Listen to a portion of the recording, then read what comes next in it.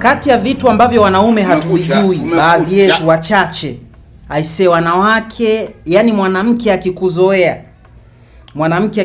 anakuwa anataka mapenzi muda wote. Allah, iko hivyo. Nakupa story moja.